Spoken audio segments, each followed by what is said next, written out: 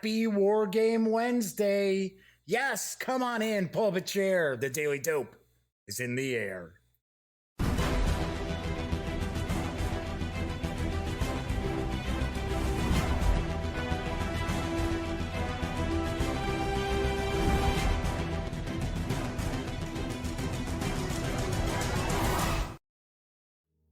Howdy, howdy, howdy, gang. Yes, I'm Jeff McAleer, back once again as your host here at The Daily Dope, presented by thegaminggang.com.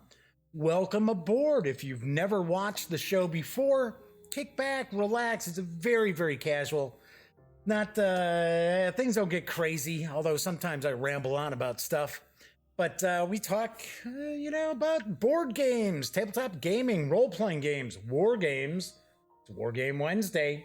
In fact, today is Wednesday, January 23rd, 2019. It is episode 235 of The Daily Dope. So, do want to mention, first off, I've got some cool news today. Not just gaming news, but stuff going on with the gaming gang itself, and thus, The Daily Dope. First off, I wanted to welcome my new sponsors for Wednesday shows. That's right, my good buddy Mark H. Walker, Flying Pig Games. Wow, that was crazy. That just popped up there. It's like, hey, no, hit the button to bring up the Tiny Battle Publishing and Flying Pig Games logos. What's going on here? Anyway, do want to mention that Wargame Wednesdays are now sponsored by both Flying Pig Games and Tiny Battle Publishing. Yes, very cool. So if you're looking for big, epic, kind of big box games, by all means, war gamers out there, and I guess I should say just people who are into really cool kind of conflict simulation games, definitely go visit Flying Pig Games. And if you're looking for kind of a smaller footprint game, then I definitely recommend go check out tinybattlepublishing.com. There's some pretty cool games, including, Attack of the 50-Foot Colossi, Space Vermin. Oh gosh, there's a trilogy of games that my buddy Herman Lutman has worked on as far as his galactic marine science fiction. I do actually have news about an upcoming brand new game that's going to, it's in pre-order right now from Tiny Battle Publishing. So I will be talking about that in just a moment when I'm talking about the tabletop gaming news. So pretty cool. Got two new sponsors. Well, to me, it's kind of like Flying Pig Games and Tiny Battle Publishing are kind of they're under the same umbrella there. They're both, the brainchilds of Mark H. Walker, who happens to be a buddy of mine, who I love interviewing. In fact, I should reach out to Mark and see if I can get him on one of our Talkie Tuesdays. Because if you watched yesterday's show, I had a really fun interview with Jess Dempsey from the Dots RPG project. And that was very cool. So Tuesday nights, I'm trying to get more interviews with people on the show. Other bit of news is I do want to welcome aboard to the Gaming Gang our newest contributor, Sammy Uhas. Taking a wild stab at the pronunciation on the last name. Sammy, with an I, actually provided her first review for us today, and it is of a game I have yet to have the chance to play. I would love to play it. I'm a little jealous that Sammy had an opportunity to actually play this game. I believe she owns it. And it is Gloomhaven. So very nice review for Gloomhaven on today's, episode of The Gaming Gang. It's not the episode of The Gaming Gang, but it was a new article that I did post for Sammy on the website today. So Sammy's going to do some RPG reviews for us, some board game reviews for us as well. Always very cool to have somebody join the gang. I always dig it. I always welcome people to become contributors for the Gaming Gang in a lot of ways, especially, if they live in areas that I don't get to. We're able to provide passes for different conventions that they can go cover for the gaming gang and so on and so forth. So, I do my best to actually make it worth people's whiles to be part of the gaming gang. And I have to admit, I was so happy when I read Sammy's email that wasn't something like, "Hi, Jeff, love the content on the gaming gang. I'd like to provide an article, which is actually just an advertisement for something." I get people like that all the time. In fact, I got one today from somebody from Norton and LifeLock saying, "Hey, we'd love to post this article with you." And it's like, no. It's like, come on, get out of here. So once again, welcome to Sammy Uhas for joining the gaming gang.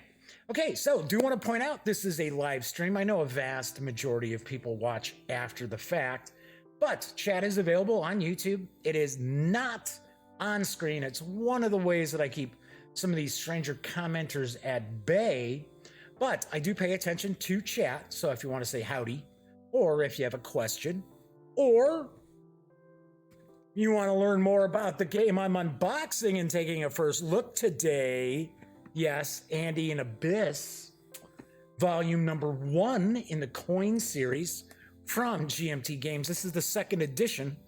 So I am going to be doing a live unboxing and we're going to take a first look. I'm also going to actually kind of show off the expansion. Well, it's not an expansion. It's an update pack for those of you out there who already have the first edition of Andean Abyss. Hey, Paul Nolan's popping in. Good evening. How are you today? I am very good, Paul. Today's been a really good day. Although I got to admit, when I went to my cardiovascular rehab this afternoon, whew, man, I pushed it. I was sweating. And the nurses were like, "Wow, you're really cranking it out today." I said, "Well, I only have a couple more weeks of this." So I thought, I'm usually, working out, but I said, "Yeah, I'm really trying to push it today." And they were like, "Don't push it too much." Don't want to have another heart attack, right? Anyway, hey, Paul, thank you for chiming in.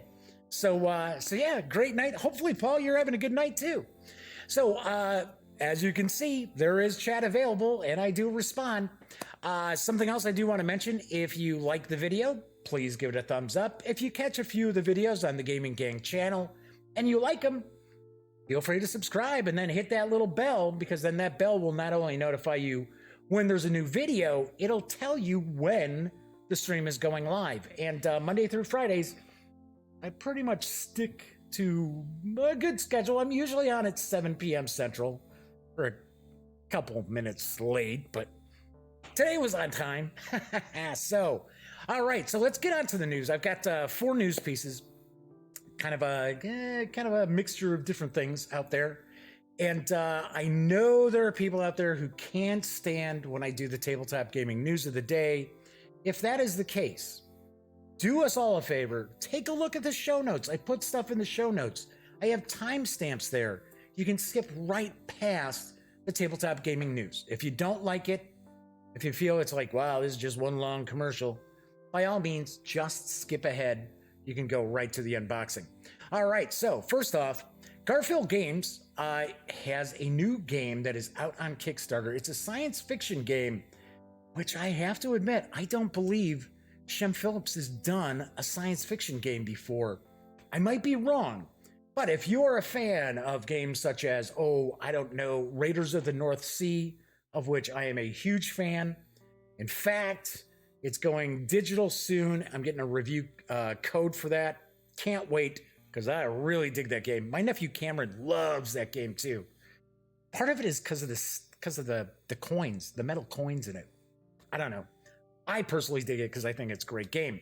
Anyway, there is a brand new Kickstarter out there, and I have the dope from Garfield Games. Garfield Games, in association with our international partners, are proud to bring you Circadians. I'm taking a guess on that. I think it's Circadians. Circadians First Light. This is the first title in a brand new line of sci-fi games. Ooh, I thought we're not supposed to say sci-fi. I thought it's science fiction or SF. Maybe I'm wrong. We were light years from our home, galaxies away, when we first discovered this ancient celestial body. a planet filled with intriguing, intelligent life forms not too unlike our own. Some built kingdoms below the surface of the green seas, while others controlled the desert-filled plains and cliffs. Among them, we found scientists, inventors, farmers, traders, and fighters. While our presence has been unsettling for some, we have had very few incidents with the locals. Oh, so at least we know it's not Mongo. Still, we Circadians, Earth's famed explorers, must do what we can to ensure peace. We must respect this world and its hosts. The heads of Moontide pass down orders from above. We are to open negotiations with the three clans in hopes of gaining their favor, along with our own security while on the planet. We must also collect organic samples for the depository on Moontide. This is new ground for all of us, but we must be brave and resourceful. The future of the Circadians depends on it. This game features 8 variable player powers, double-sided clan boards, double-sided planet board, 16 event cards, and 36 unique item cards, which offer a huge amount of replayability. There's simultaneous planning and minimal downtime between turns, and makes for a fast-paced gameplay. Engine building and card combos allow for multiple victories, I should say multiple paths to victories. There's unique resource harvesting mechanisms, easy to administer solo mode with 4 different difficulty levels. The aim of the Circadians' First Light is to lead a team of researchers on the planet of Rye, RYH. Players need to manage their crew, DICE, to visit various parts of the planet for trade, farming, construction, and research. What, no combat? Players score points for negotiating with the locals, harvesting resources for the depository, upgrading their research base, exploring the planet, and collecting gems. The game is played over 8 rounds. At the end of the final round, the player with the most points wins. So, Garfield Games does have a Kickstarter video. It's about 2 minutes long. So let's kick back and give it a watch.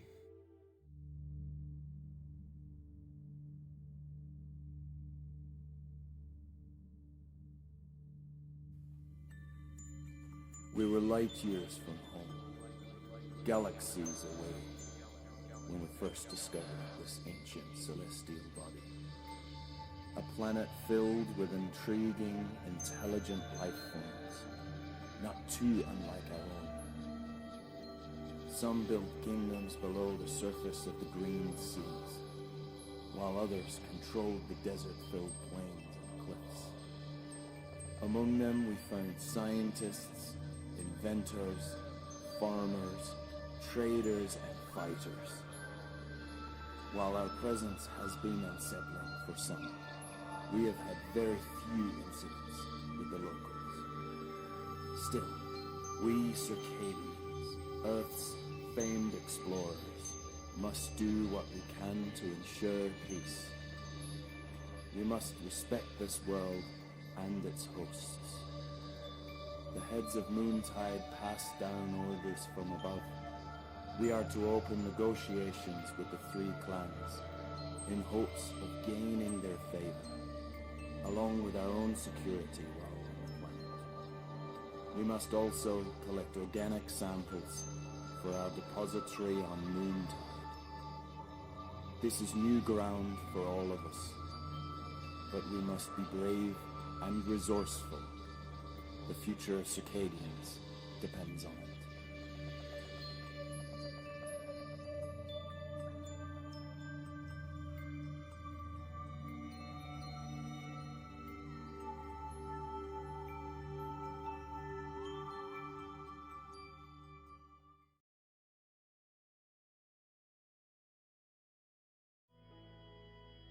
That kind of ended sort of abruptly.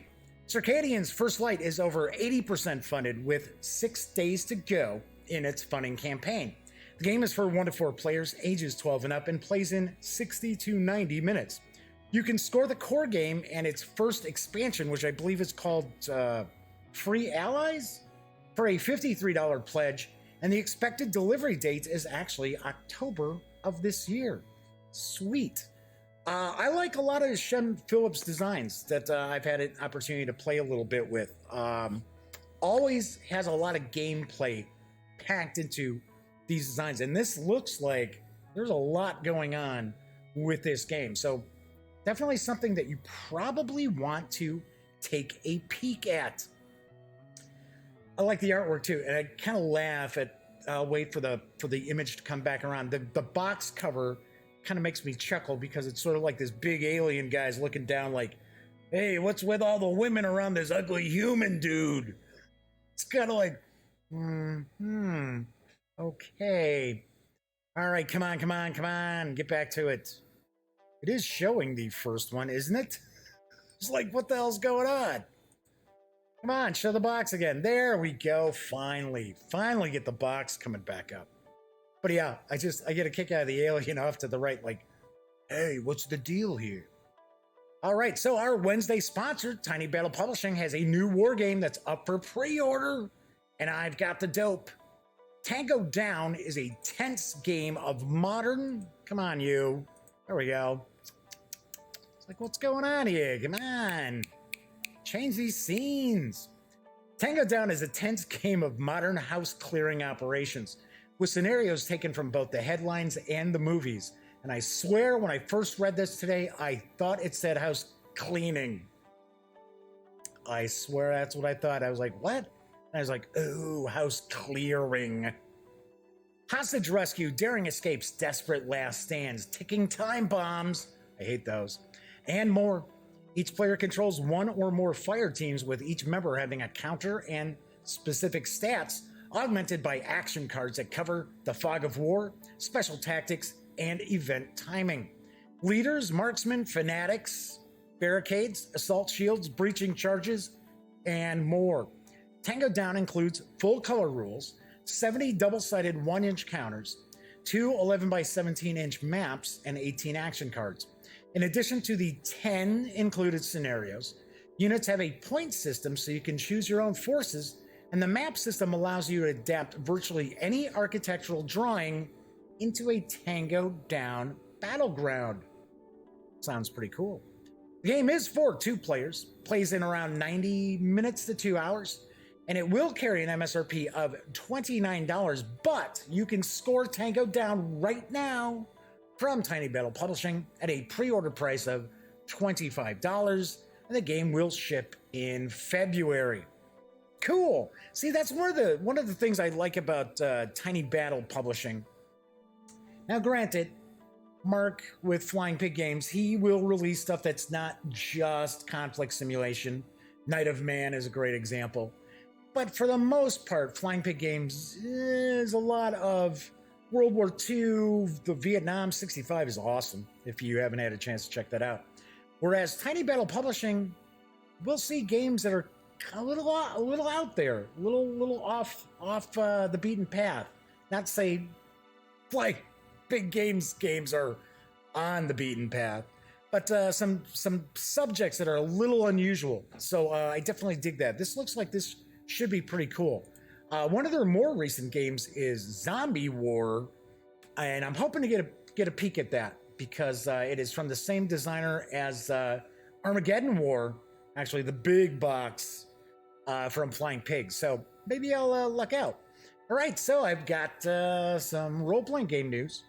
A new sourcebook featuring additional playbooks for your Worlds of Legacy, Rhapsody of Blood Adventures is now available in PDF from Modifius Entertainment, and I've got the dope on Choir of Souls.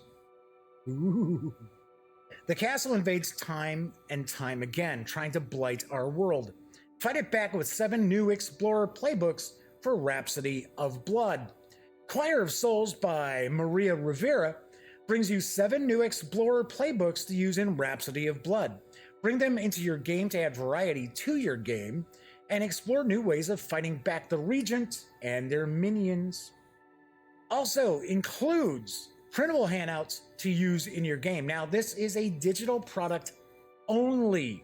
It will not be released in hard copy whatsoever. Of course, unless you print it yourself. The playbooks include the Assassin, who's a killer and a poisoner. The Captain, who is a supportive leader and combatant. The Joker, not from Gotham City, of course, is a trickster and a jack of all trades. The Knight is an honor-bound warrior. The mascot is a sapient animal or creature. The medic is a perceptive healer, and the professor is an inventor and a tinkerer.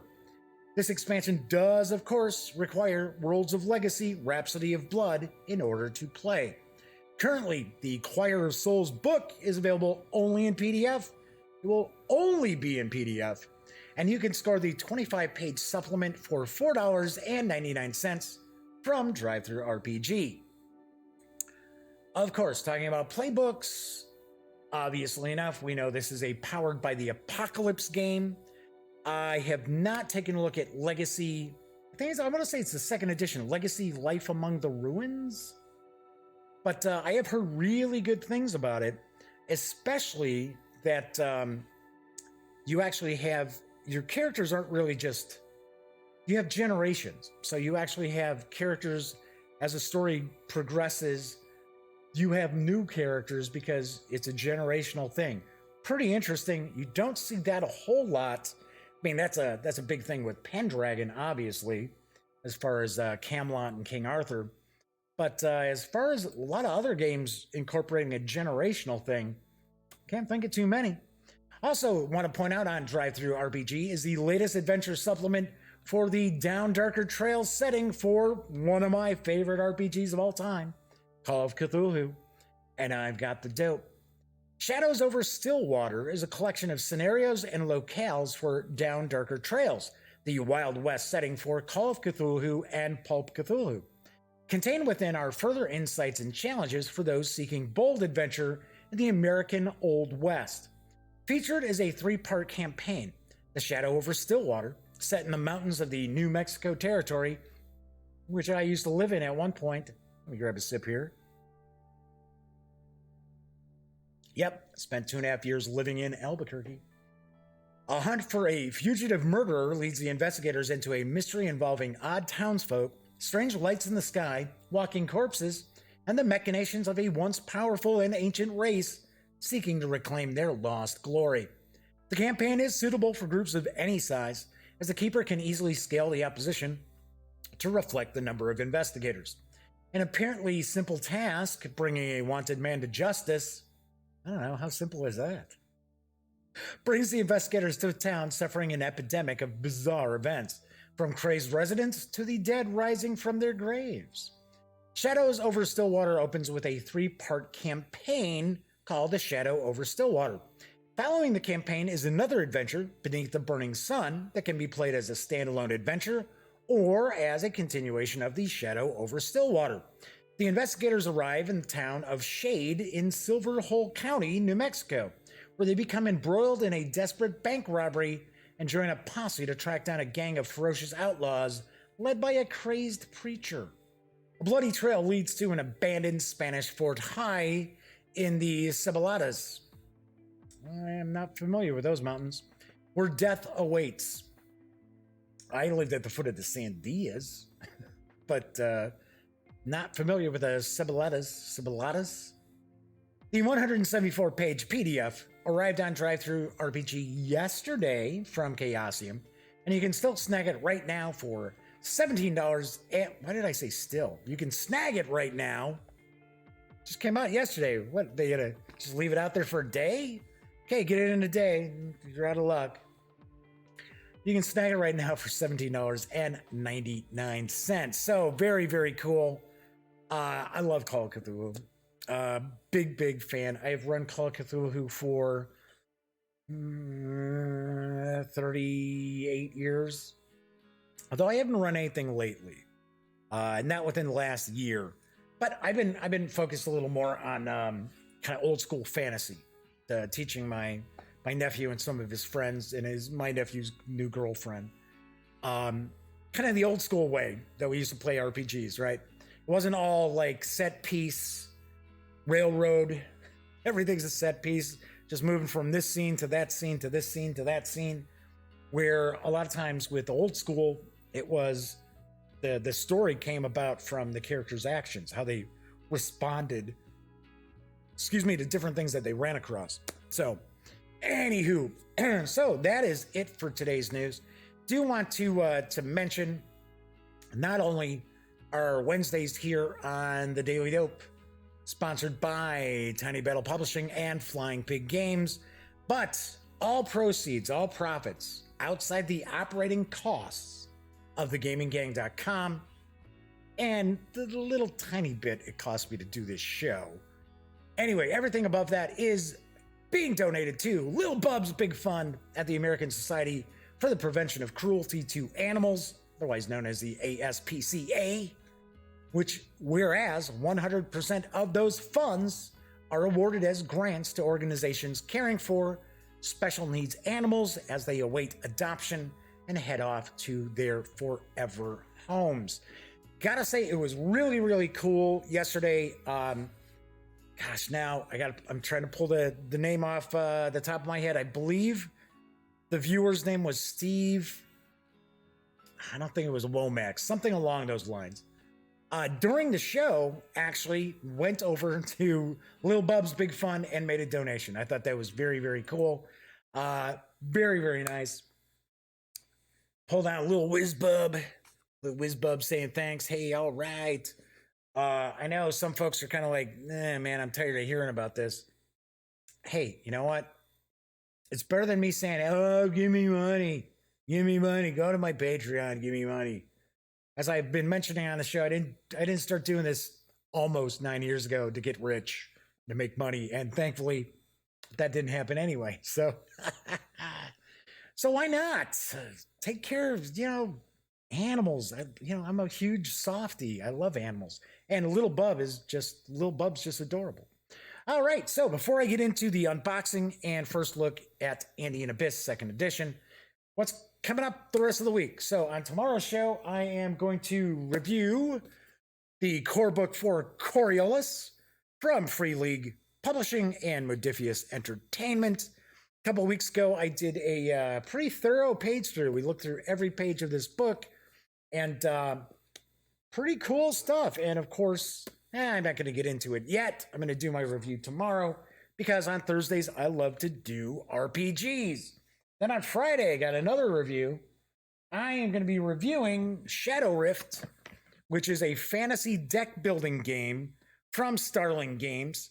And another interesting title here. So, and as I pointed out before, I'm a fan of deck builders.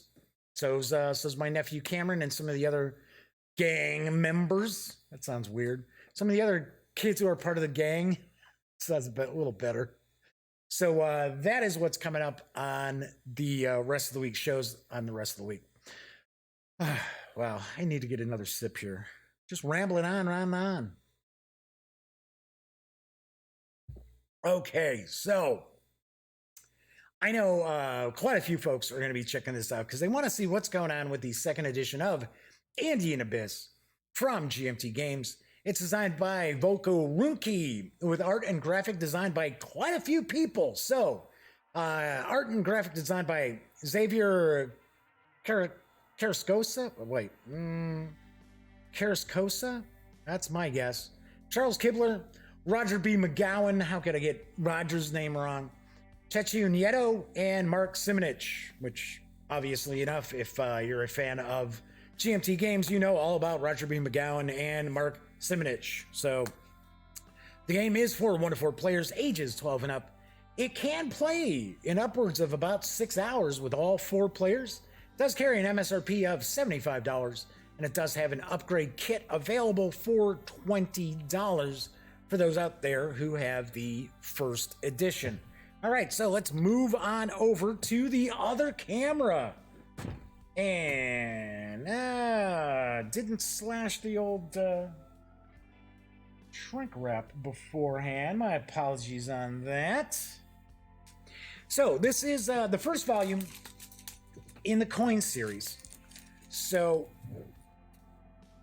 the way I've looked at it as far as playing the coin series, because they all have similarities, but they all have major differences as well. So I've always found, in my opinion, just my opinion, that Cuba Libre, which actually tackles the Cuban Revolution, and one of the factions is the mob, so that's pretty sweet. To me, that is the easiest coin game to get into. It's got a smaller map. It's pretty tight. Some of the other coin series games have much bigger maps. There's a lot more kind of going on under the hood, which is cool. Andean Abyss, I feel, if I take all of the coin series that I've played, put them together, I'm going to say Andean Abyss is probably the second easiest for you to get into. So, what is Andean Abyss? I'll give you a little bit of the flavor text on the back. Insurgency and counterinsurgency in Colombia. Colombia, nation at the edge of abyss. Colombia in the 1990s hosted one of the world's last Marxist guerrilla armies, brutal drug lords and right-wing death squads. A decade later, its Marxists had lost their top leaders and rural sanctuary. Its drug bosses were dead or in prison, and its paramilitaries were demobilizing. An immensely popular government had extended its writ to... See, I'm not wearing my reading specs today. I forgot to bring them down. Anyway, an immensely popular government had extended its writ to the countryside and improved the economy and human rights. Andean Abyss takes 1 to 4 players into this multifaceted struggle for Colombia. Guerrillas and police, kidnapping and drug war, military sweeps and terror. Each faction employs its own tactics to influence Colombian affairs and achieve its distinct goals. Players maneuver wooden pieces across a colorful map and exploit event cards that cannot be fully predicted. Accessible mechanics put the emphasis on gameplay, but Andean Abyss also provides an engrossing model of insurgency, smoothly accounting for population control, lines of communication, terrain, intelligence, foreign aid, sanctuaries, and other political, military, and economic factors. An extensive playbook makes learning the game easy and explains the history behind each event card, which, of course, I always love. They give this a complexity of 5 on a scale of 1 to 9. I agree on that one. I say it from time to time when I'm talking about GMT games, that usually I find their complexity is a little bit low on the box, right? Usually I kind of tick it up 1 spot. Honestly, I think a 5 out of 9 is correct. Solitaire suitability is a 9. Because every one of these factions can be utilized as an AI. So pretty sweet. All right, let's get this on open. So yes, this is where the coin series got its start. All right, come on, you box. Let's go. Jeez. Another thing I should point out, as with a vast majority of GMT games, you're not looking at any empty space in this box. In fact, by the time you punch all the counters and things like that, usually these get a little tricky to get closed again. So we've got the rules of play. We've got the playbook. Now, as you can see, the rules of play here, what is this, about 20 pages? Yeah, 20 pages right there. The rules of play are a bit shorter than a lot of the other coin series games. So that another reason why I'm saying this to me at least, is probably a bit easier to get into than, say, let's say Pendragon, for an example, or Fire in the Lake, another example. I'm not saying that those aren't great games. I'm just saying, even like Pendragon myself, it was like, wow, am I getting dumber with age? So, all right, so we got an introduction. We've got talking about the course of play, components, the map, different counters. There are different wooden tokens. We've got cubes. We've got cylinders. So, talking about support and opposition, players and factions, sequence of play. Talking about the different operations. Another aspect of the coin series is the factions always play asymmetrical. Each faction is going to have operations that they can perform that others cannot perform, and vice versa. So you'll have, especially when we have like United States involved in some of these coin series games, they tend to have a lot of military operations, whereas a lot of times like the guerrillas or insurgents do not. So that is one of the things that really sets the coin series apart, is the asymmetrical play of the various different factions. You got special activities. So we got the government, FARC, AUC, and the cartels. Yes, the drug lords are one of the factions. It's talking about the events, talking about propaganda rounds, talking about victory, non-player factions, which we're going to get into the flowcharts in just a moment. We'll be looking at those. Kind of explaining these now. I should point out, one of the changes, as far as I understand, because I already showed that a little earlier. We'll take a peek at this when we're done with this unboxing. As I pointed out, there are changes in this second edition. This is the upgrade kit for first edition Andean Abyss. So just so folks know. What does victory mean? We got key terms. So that is the rules of play. I have pointed out all the time, many, many times, when I first pick up a GMT game, first thing I do, if it has a playbook, is I will read the playbook. I don't know if that's, it's how most people do it, but that's how I usually do it, because I'll read the playbook. It helps get my juices flowing, because it's going to talk, usually it talks a lot about the history behind what is this game simulating, but it'll also give you an example of play, usually a pretty good in-depth tutorial. And then, of course, if it's a card-driven game that's historically based, a lot of times you'll have the each of the event cards explained. So, which, of course, Andean Abyss, this playbook will. So here we go. We're going to start off right with a tutorial. It's going to walk through, and it's usually the tutorial is just basically they do, like, for an example, this is up to 4 players. They'll talk about a 4-player game. They don't necessarily use the tutorial where it's talking about, oh, well, if you're playing solitaire or if you're playing with AI bots representing some of the factions. So one thing I really, really dig that you don't see a lot of, I don't necessarily always want to refer to GMT as a war game company, because they're not a war game company. Granted, the vast majority of their titles are conflict simulations, but they do have other stuff. Welcome to Centerville is a great example. Dominant Species, the series of games for Dominant Species, another great example. But one thing that they do is, especially these days, is we get a lot of images in the GMT rulebooks and playbooks. And that was not always the case in wargaming. That is for sure. And it's still not the case for some companies, where it's just, case point, boom, that's it. So, kind of talking about the roles for each of the factions here. Now we get a 1-player example of play, right? So now we're going to get some discussion of using the flowcharts, the bots. So once again, we are 23 pages in, 26 pages in, and it's all tutorial. This is all examples of play. So the great majority of this book is, well, a little more than half, I guess I'll say, is devoted to basically tutorial and examples of play, which is very, very cool. Then we get the design notes. Why a coin series? Why Columbia? Why multiplayer? This really, if I remember correctly, now you just saw me open the box, but I have first edition. If I remember correctly,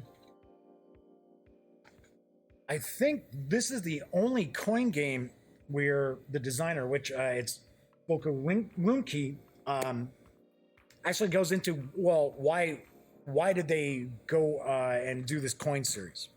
What was the purpose of doing a counterintelligence, or I should say counterinsurgency game? So I thought that was kind of cool. I remember reading through that. So now we get an explanation, description of each of the event cards. Another aspect that's pretty cool in the coin series is that all the players don't actually get to do something. They don't get to take actions each and every turn. So we've got some counters here. So we got a punch board with counters.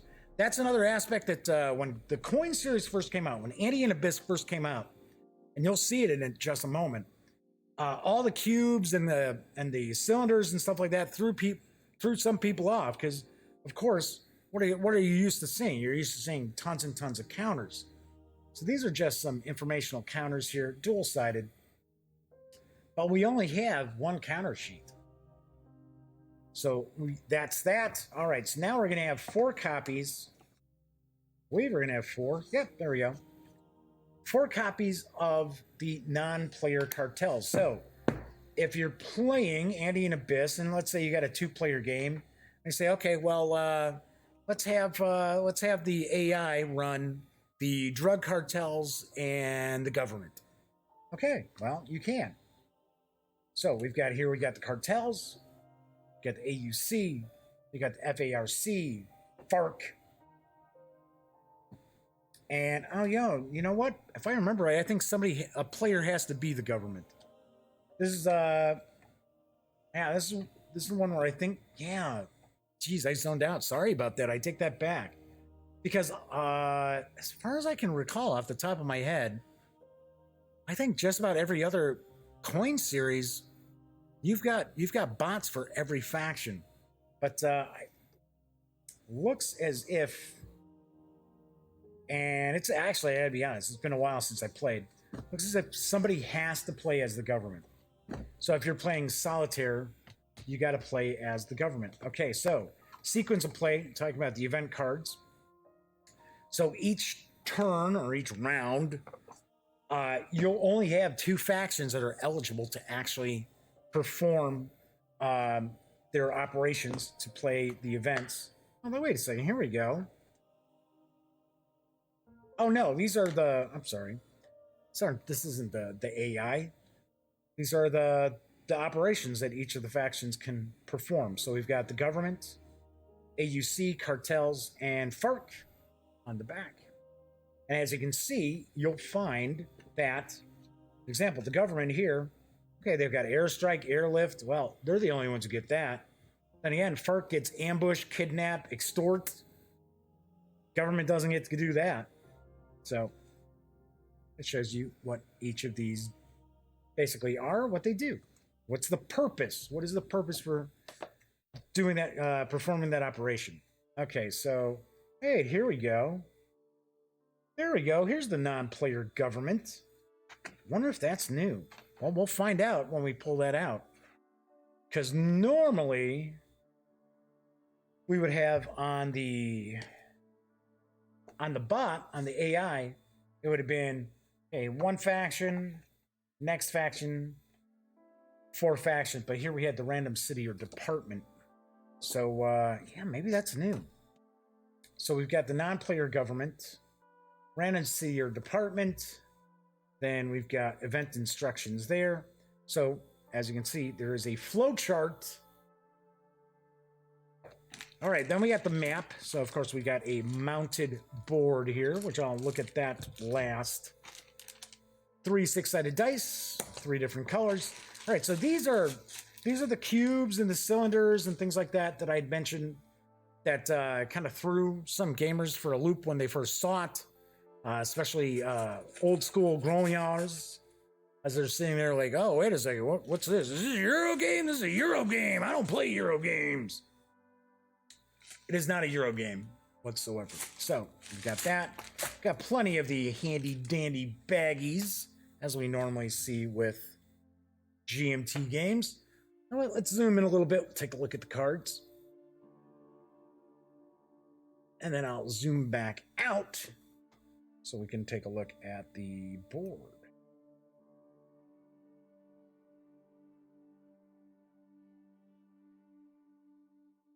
All right, come on. There we go.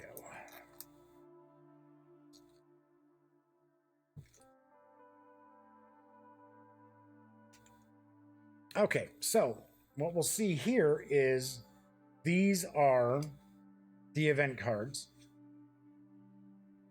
And if we take a look at the top here, it's going to show the order of play for the different factions. So unlike a lot of card-driven games, a lot of historical card-driven games, you'll actually see cards face up. You'll see what's coming up, as opposed to, oh, well, you know, you're drawing, you got a hand of cards. Now you'll actually see a card face up that is on the next turn. So you get to see, okay, so I get to see ahead of time, everybody knows, oh, so that's going to be the order of play. So, and of course, as with many card-driven historical games, you have the option of, okay, if I'm able to activate, do I want to use the event or do I want to actually perform an operation? So, got all these different Blackhawks, National Defense and Security Council. I'm not going to look at all of these, but Raul Reyes, Alfonso Cano, Department of Defense contractors, airdropped AKs, former military. So a lot of stuff going on in these. Mancuso,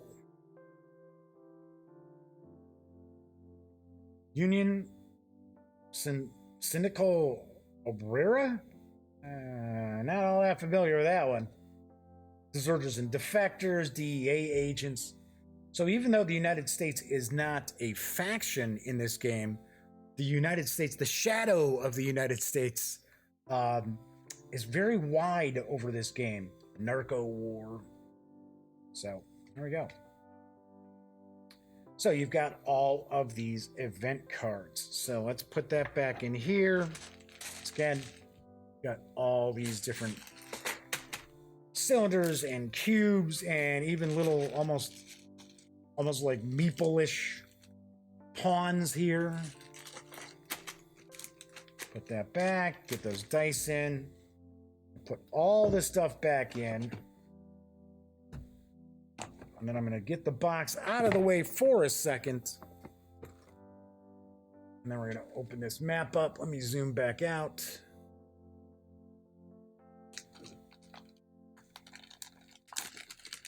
And I say it all the time,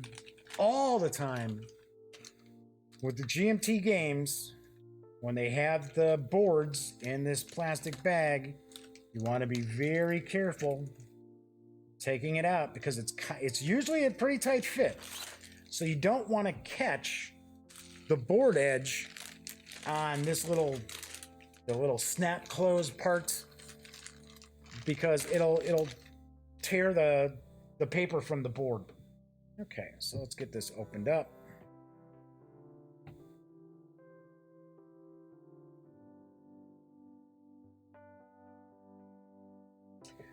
So this is not a huge board, but it's a pretty good size. Come on, there we go. So we actually have to kind of slide this up as we're taking a look at it. So we've got Victory Point Tracker, we've got El Presidente, we've got the board broken up, Colombia broken up into these areas. As I mentioned before, the Cuba Libre game, board's a little bit smaller, about the same number of areas, I think, maybe a little bit less. But we got the sequence of play. We're going to put each of the factions have areas near them. So, for an example, the government player should be sitting here. The FARC player should be sitting right close enough to that. Because then we have the guerrillas and we've got the cartels down here. So we see the cities. This was like one of the first games that I ran across that, in my opinion, now, of course, we do also have Labyrinth, the War on Terror. But to me, this really kind of like, same thing with Cuba Libre. I really dug this because I think because nobody was playing as Americans, right? Of course, yes, the government can't draw from like American assets, like DEA and stuff like that. But I kind of got a kick out of a game where, just like with the Cuba Libre, where it's Cuba, one person's the mob, the other person's Castro, everybody is kind of, shady in their own ways. So kind of give you a better look at the map here too, like so. We got the legend here showing exactly what the terrain is. It's been a long time since I played this. I completely honest, I probably have not played this since 2013, maybe, because this came out originally in 2012. But it is an excellent game. And I got to admit, an MSRP of $75 for Andean Abyss, in my opinion, is a steal. So I do want to point out, as with all GMT games, now this second edition started shipping out. I want to say the P500s were shipping out around, maybe. I'm going to zoom in a little bit more because we're going to take a look at the other, update kit. I want to say this started shipping out to P500.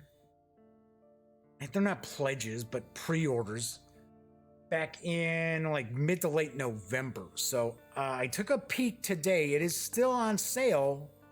It is available from GMT for $75. But then I saw like on Amazon, they're selling it for like $89.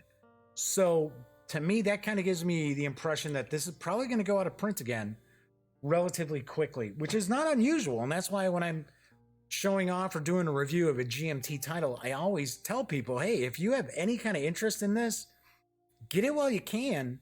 Get it from GMT because you don't want to go on the secondary market to try to pick stuff up. I have done that with some GMT games in the past. And paid a pretty plenty penny. Okay, so let's real quick. We're gonna take a look at the upgrade kit. Let's see what the upgrade kit has. So first off, I can see we've got a new little rule book, and it says non-player rules and non-player examples. So that is the new rules here. Let's see what we got. So talking about propaganda rounds. Non-player factions, okay.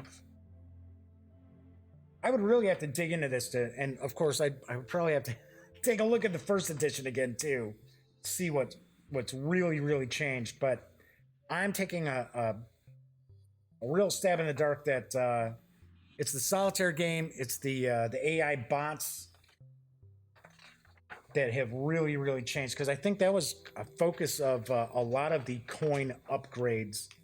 So we got the example of play for a one-player solitaire game, which I believe is pretty much the same one that we had in the playbook.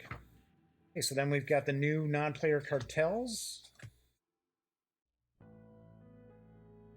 All right, so I was wrong.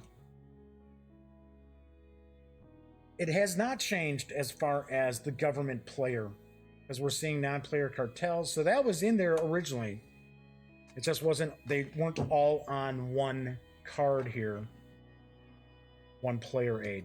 All right, so we've got 4 of these. We've got 2 of the sequence of plays. Setup, quick play scenario. Talking about deployment. Okay, so we've got the non-player rules. We've got 4 copies of the non-player factions. And let's take a look to see what we've got here. We've just got some new cards.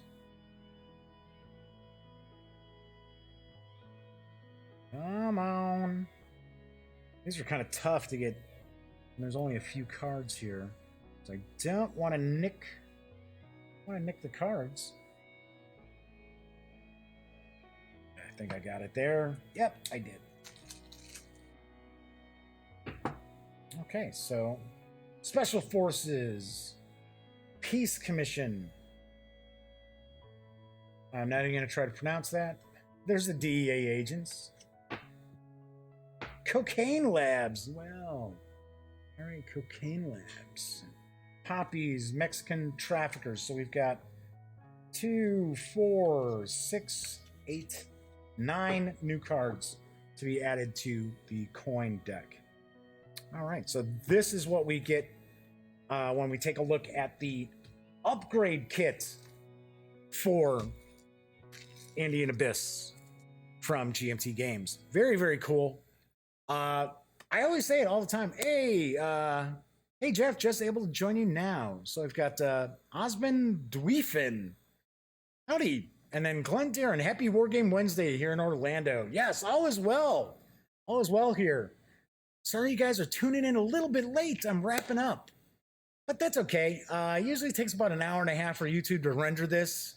And you get to watch it at any point you want.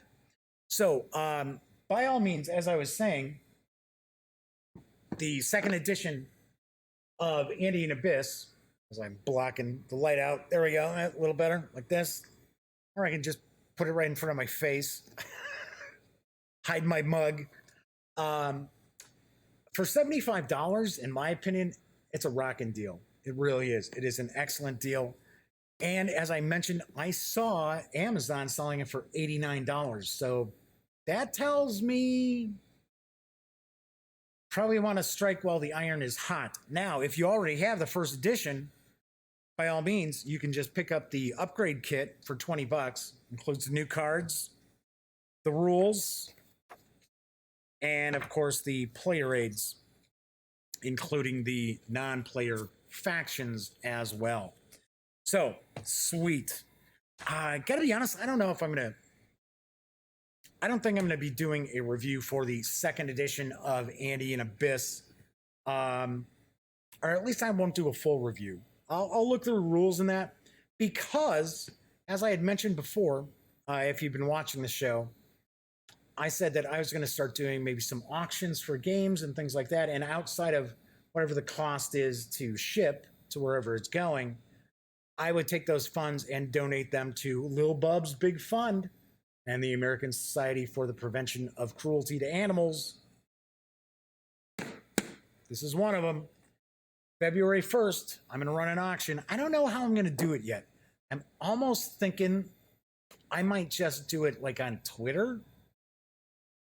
People could like reply to the tweet and say, you know, and then if they want, I can send them the PayPal address or whatever. That's probably what I'm going to do. I mean, I can't really do it like through eBay or anything like that, because that'd be weird. eBay would be taking a huge chunk, which could be going to charity. So yes, Andean Abyss, the second edition, is going to be up for auction on, I think I'll do February 1st. Maybe I'll run it for like 5 days. So that's what I'm hoping to do, is actually have maybe 2 or 3 games a month that I'll just do auctions on. And once I've done the reviews. So I do want to point out, since I'm probably going to be able to do an update on the second edition without having to punch all the counters and stuff like that, and just read through the rules, that won't be a big deal. It's just out of shrink. But some of the games will actually be punched. But of course, I take really good care of my games. And it's not as if I'm, you know, thinking I'm going to be pulling off like MSRP on these, as far as getting the funds out to Lil Bub's Big Fund. All right, so let's see. I had the first edition of Andean Abyss. Is it worth to buy a second edition? Yeah, eBay stinks on ice. I don't touch eBay. I haven't touched eBay in a long time. Okay, so the show hasn't run an hour yet, so I can share a quick story with everybody. Actually, if you have the first edition, get the $20 upgrade kit. Osman, I hope I'm coming close to the pronunciation there. Yes, definitely just pick up the $20 upgrade kit. It's got some new cards and some new player aids, new way that the non-player factions will operate. All right, so eBay stinks on ice. So long time ago, you know what? I wasn't even doing the gaming gang at the time. I was picking up like comic book variants, right? So I picked up a variant at I think it was Wizard World Los Angeles. I was living in Phoenix at the time, or Mesa, Chandler, I should say. And so I got this like $80 variant, and I put it up on eBay, and it sold for like $200. So I sent it out, and I always make sure whenever I'm sending anything, I've got it, you know, I've got bubble wrap on it, I've got all this stuff. So anyway, so the buyer tells eBay, well, the comic book was trashed, that it was all bent up incredibly, which was BS. So they wanted to get their money back, right? Because eBay like protects the buyer. And I contacted eBay and I said, hey, I need the comic book back. The guy can't just sit there and say, oh, well, the comic was all trashed. There's no proof of this. And now I'm out the comic and the money. So they sent the guy, hey, you gotta send this back. And if you send us the tracking number, then we'll take the funds out of Jeff's account. Sure enough, that's what happens. Comes back. I get this little little envelope for what is it? Priority mailing or whatever. I use the boxes, so I don't use the little envelopes. I get it. I open it up, and it's got some newspaper. It's stuffed with some newspaper from the town that the person lived in, and there's a comic book backing board with a little smiley face going like this. So I was out the comic and the money, and at that point, that was it. I wouldn't touch eBay again with a 10-foot pole. So anyhow, all right. So on tomorrow's show, let me move this. If you're fans of RPGs, I will be reviewing Coriolis from Free League Publishing and Modifius Entertainment. So that's on tomorrow's show. As I always like to point out, when you're not watching videos on the Gaming Gang channel, please visit thegaminggang.com for all the latest in gaming news, reviews, comics, movies, TV. By now you know the drill. Get your geek on at thegaminggang.com. If you like the video, please give it a thumbs up. If you like the channel, please subscribe, hit that little bell, and you'll be notified whenever there's a new video or whenever I go live.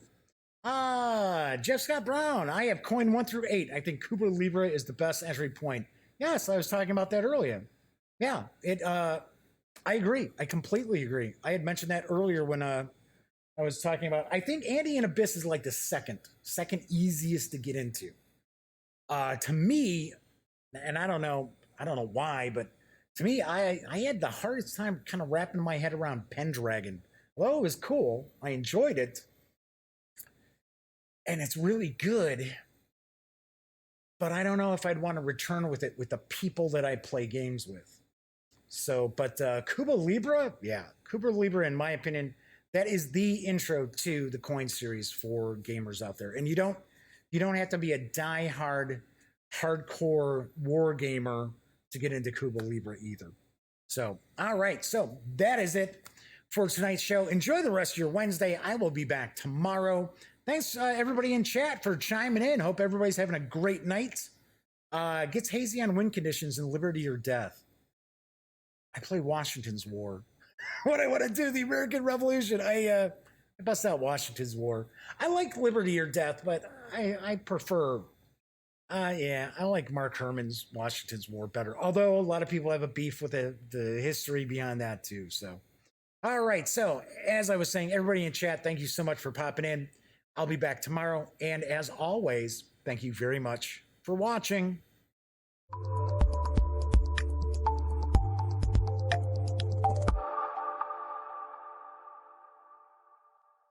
Thanks again for watching The Daily Dope, presented by The Gaming Gang. If you like this episode, be sure to give it a quick thumbs up. And if you dig the channel, please subscribe. If you'd like to check out our previous episode, click right here.